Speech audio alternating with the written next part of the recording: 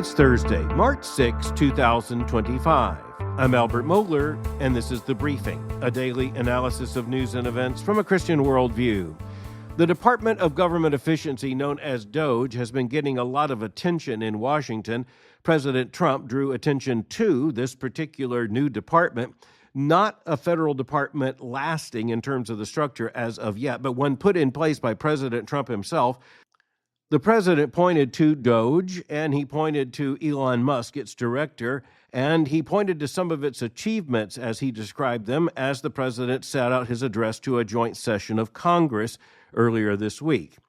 But many Americans are basically in the dark about what is going on here. Furthermore, there have been suspicions, and indeed there's been plenty of evidence for a very long time, very hard evidence for a very long time, that an awful lot of government spending is not only out of control, frivolous, and wasteful, but it is downright subversive of the values held by millions of Americans. And that's exactly what has come to light with an article that has appeared in the New York Times about what has resulted as the cutoff on some of the funding in the nation of Uganda when it comes to U.S.A.I.D funds. That's U.S.A.I.D in development funds. Now, conservatives for a long time have felt that a good deal of mischief has been going by, and of course, to the tune of millions and indeed billions of dollars of American taxpayer money. This New York Times article basically warns that there have been negative impacts in this cutoff of American aid, or at least a shutoff for now of this American aid pending an investigation and evaluation. The headline in the New York Times article by Abdi, Latif, Dahir is, quote, "To Uganda's LGBTQ, aid cuts are like death." Okay, now wait just a minute. We're talking about the African nation of Uganda. The headline speaks of LGBTQ persons, aid cuts, and then says that the aid cuts are like death. What's going on here? It bears a closer investigation. It turns out to be extremely revealing.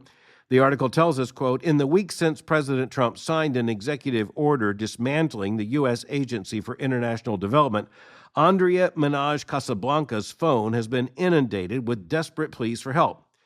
The article continues, quote, "A counselor who works with nonprofits catering to members of Uganda's embattled LGBTQ population, she has fielded urgent requests from people seeking HIV medications, therapy sessions, and shelter in the wake of Mr. Trump's executive order. Ms. Casablanca responded to these calls while grappling with her own crisis, being fired from a job that was funded by U.S.A.I.D, end quote. So let me just interject at this point that what this article represents is a lament about what is seen as the negative impact of this cutoff of American aid through U.S.A.I.D., and yet what we are told the American taxpayer has been paying for is facilitating the LGBTQ community in an African nation.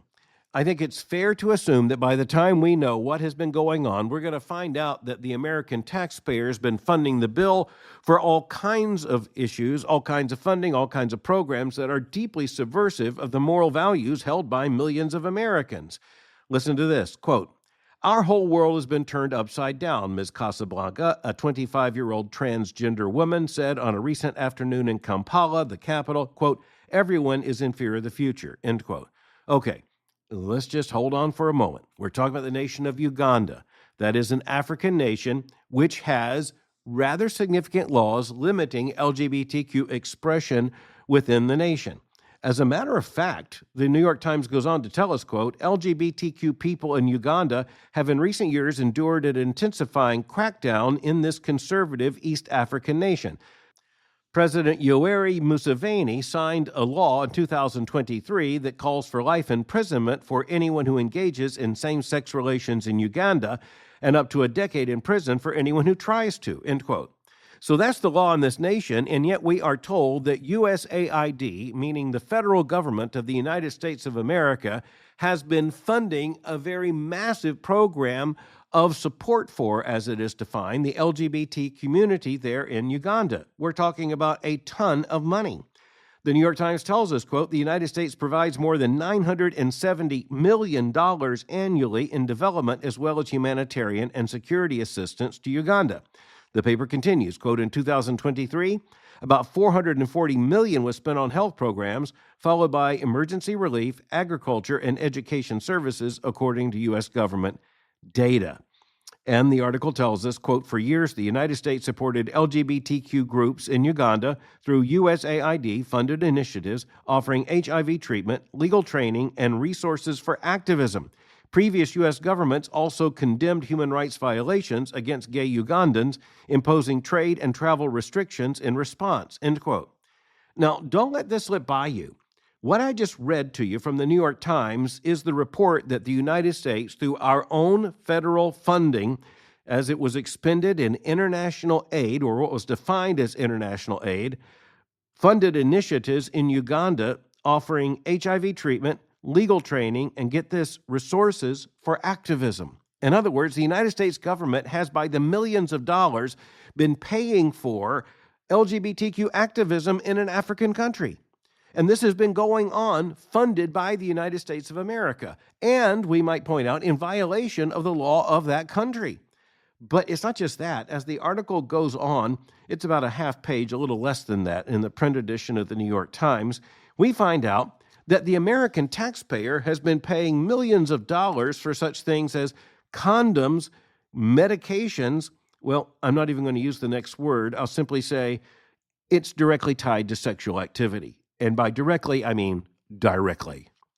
The article clearly describes actions underwritten by the United States of America, American taxpayers, for LGBTQ activism, and we know that Uganda is just the tip of the iceberg. It is just one example. Now, when it comes to the person here identified as Casablanca, the reality is that the name was pretty much a tip-off to the fact that this was probably a man claiming a female identity. But this is something that has now been discovered to have been underwritten by the taxpayers of the United States of America, and in a big way. We're not just talking about, say, a few $100s. We're talking about millions of dollars, and just add that up year by year by year.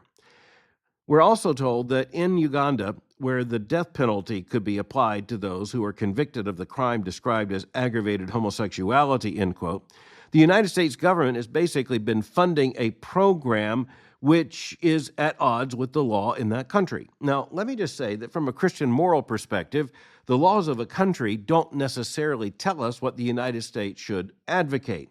But when you're looking at this, you recognize that the United States government has been doing the opposite of what I believe most American citizens would want, certainly Christian citizens, and that is advocating for homosexuality, the entire LGBTQ array there in Uganda, but also paying for clinics, paying for medical treatments and supplies that would, well, you can't avoid saying this, just facilitate that lifestyle, right down to the acts involved. By the way, this article is so convoluted that it is hard to tell who Mr. and Mrs. are with any of these references, because that's another indication of how the transgender revolution has made much of this absolute nonsense. But the bottom line is this: regardless of how you have people identified in this article, the issue of homosexuality and, frankly, all the related issues to homosexuality come very much to the fore. What we have here is massive American taxpayer money going to subsidize what could euphemistically be called sexual minorities in a place like Uganda. And by the way, very much at variance with Ugandan law. The article also makes clear that the funds from the United States have been paying for an awful lot of jobs in Uganda for what can only be described as LGBTQ activism. American citizens have every right to demand a halt to this kind of funding and, quite frankly, to make certain that it happens. So we're looking right now at a lot of controversy about the shutoff of these funds from Washington, D.C., and from the White House and the organization now known as DOGE. But in reality, this is just the tip of the iceberg, and American citizens, and in particular American Christians, should demand an accounting of these funds. What exactly has the United States been doing? What has the American taxpayer been paying for? Well, to shift to another front in our cultural considerations, I'm speaking to you from Southern California. And of course, one of the big obsessions here in recent days has been the Oscars ceremony on Sunday night. I'm not going to look in depth at that ceremony, but it does tell us a great deal about, in particular, the cultural elite as it is manifested in the film and movie industry. And it often becomes just a ludicrous display of a clash of worldviews between middle America and the so-called creative geniuses that fuel Hollywood. And that means at every level, from those who do the writing to those who do the acting, the investing, the managing, the self-congratulatory culture, which is Hollywood. By the way, just imagine almost any other industry in which you hold multiple ceremonies to give each other awards for doing your job. It is an absolutely obsessive business, but we're all obsessed with it to some degree, even if it is a negative obsession. And that's because Hollywood has been so important to American culture for so long. So in the lead up to the Oscars and in the aftermath of the Oscars, we've been seeing here, especially in Southern California, pathologies of what the film industry's current status tells us. UCLA, that's University of California, Los Angeles, released a study reported on by the Orange County Register telling us that film studios have retreated from ethnic and racial diversity. Quote, the latest Hollywood diversity report from UCLA found that opportunities for people of color fell across the board in 2024, a reversal from gains seen in recent years. Women saw an increase in their share of lead roles, but experienced a drop in the writing room, end quote. Who's quantifying all of this? That's one of the most interesting aspects of all of this. A business that is supposed to be so much based upon art and storytelling often comes down to the politics of counting, well, just about anything they can come up with. We're told that the report is now in its 12th year of, quote, analyzing movies, television, and audiences, focused at the top 200 movies released globally in theaters each year. Well, we are told later that the researchers had looked at theater audiences, and they've been looking at everything from race and ethnicity to gender breakdowns. How exactly they do this is not fully explained. One of the persons behind the research cited in the report said, quote, last year we celebrated some historic highs for people of color in the industry, but 2024 saw a widespread reversal as film studios retreated from racial and ethnic diversity in front of and behind the camera, end quote.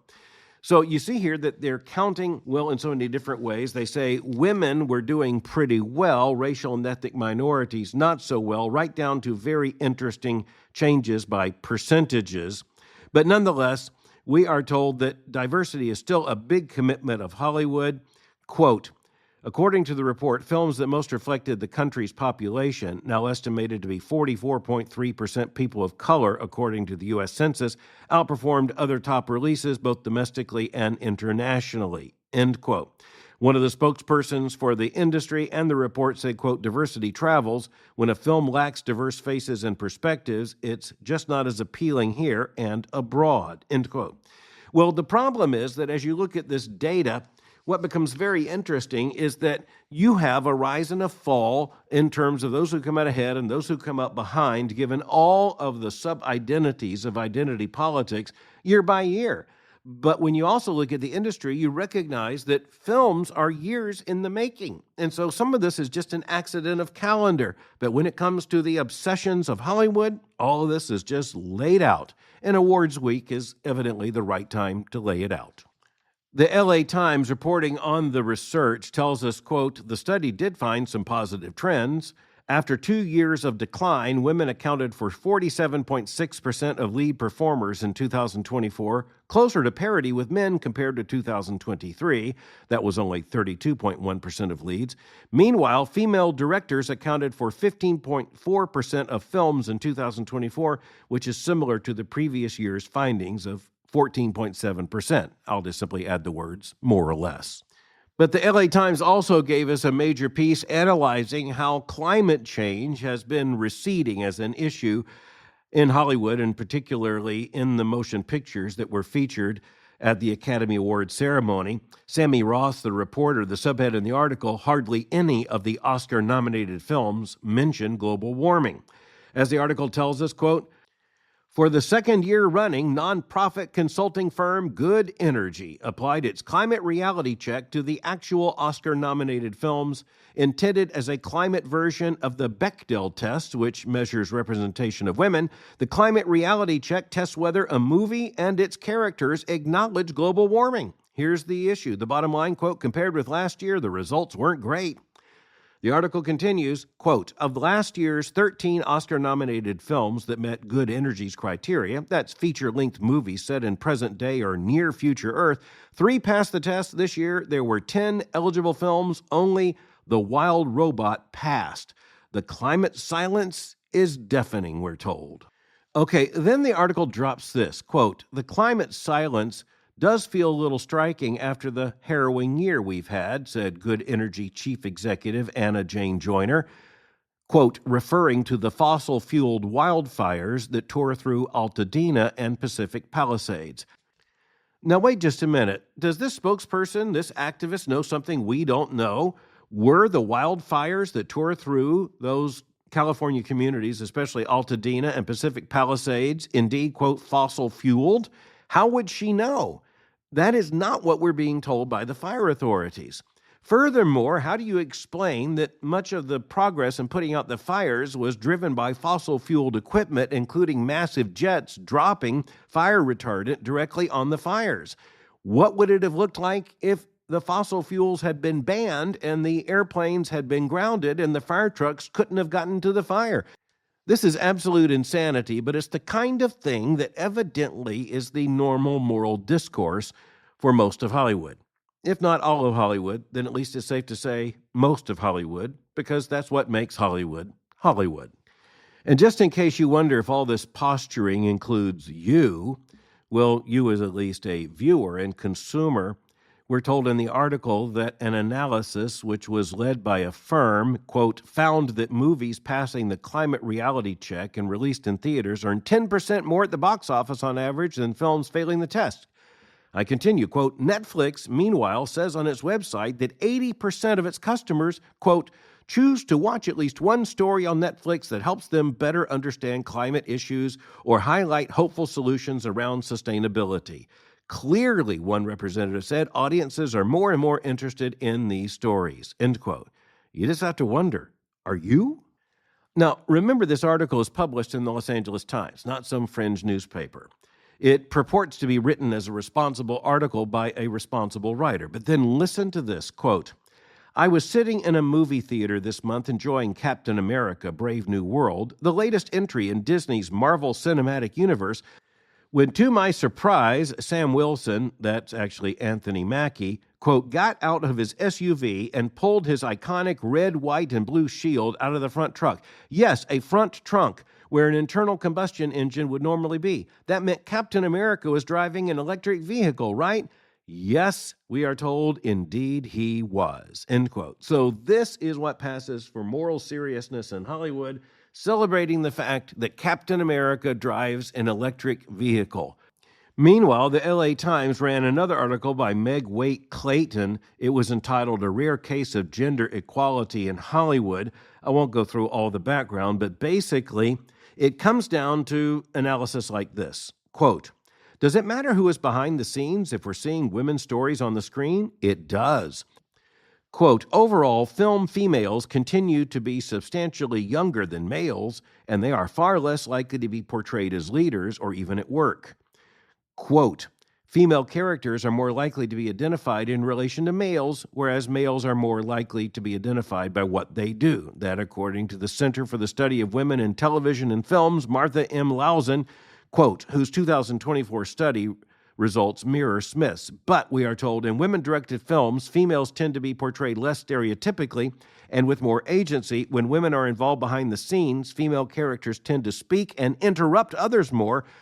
Both powerful language behavior, she says. Her study also finds that female-directed films employed women as editors, writers, and cinematographers twice, 4 times, and 7 times more often, respectively, than exclusively male-directed films did.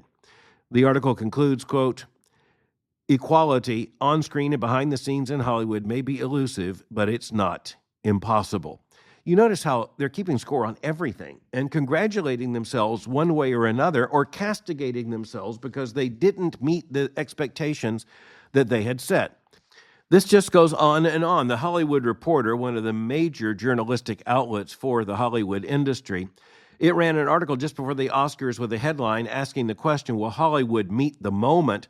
The subhead is this, tells you everything. Quote, The 2025 Oscars will reveal an industry at an inflection point as it reckons with recent catastrophe, constant disruption, and the dawning of the second age of Trump. Will it rise to the occasion or retreat to safety? Now, notice this question is all about politics. In other words, will Hollywood go after Donald Trump? Will Hollywood be, in its own self-congratulatory way, prophetic as an agent in this culture? We are told that there was a shining moment when Hollywood did just play such a role, and that's particularly in the 1970s in the midst of the Watergate controversy. But we are told that now things are quite different in Hollywood, and there could be what's described here as a retreat to safety, because many forces aren't willing to put big money into projects that Americans might not want to see. And so the article goes on to say, yes, the arguments against Hollywood, taking a page from the 70s, are many. The article tells us the corporate caution is now greater, the president's weapons more powerful, the tools of disinformation more plentiful, and even some members of minority groups supposedly more autocrat-friendly, and how to begin to tangle with a force that politicizes the basic human tragedies of wildfires and plane crashes, end quote. Now, wait just a minute. Isn't that what Hollywood just did? Isn't that actually what Hollywood does? But before leaving this issue, I need to go back to something that happened just a few days before the Oscars ceremony, and that was when SAG held its award ceremony, the Screen Actors Guild. And in this case, SAG-AFTRA, as it is formally known, gave its Life Achievement Award to Jane Fonda. She went on to say, quote, "Empathy is not weak or woke," end quote.